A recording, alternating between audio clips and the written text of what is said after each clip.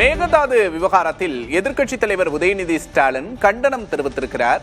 தமிழ்நாட்டின் உரிமையை அடகு வைத்துள்ளார் முதல்வர் என்று கண்டனம் தெரிவித்துள்ளார் உதயநிதி ஸ்டாலின்.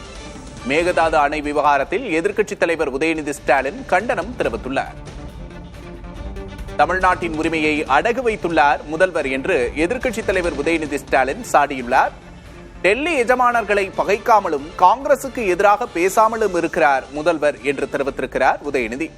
எதிர்க்கட்சிகள் சொன்னதையும் கேட்கவில்லை, விவசாயிகளின் கோரிக்கையையும் ஏற்கவில்லை என்று உதயநிதி கடுமையாக விமர்சித்திருக்கிறார். கர்நாடகாவில் பட வசூல் பாதிக்கும் என்ற பயத்தில் உள்ளார் சோஃபா மாடல் முதல்வர் என்று கடுமையாக விமர்சித்துள்ளார் எதிர்க்கட்சித் தலைவர் உதயநிதி ஸ்டாலின்.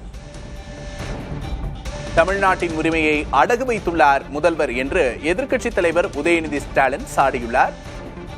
இனியும் காலம் தாழ்த்தினால் தமிழ்நாட்டு விவசாயிகளின் வாழ்வாதாரம் முற்றிலும் பறிபோகும் என்று உதயநிதி ஸ்டாலின் தெரிவித்துள்ளார்.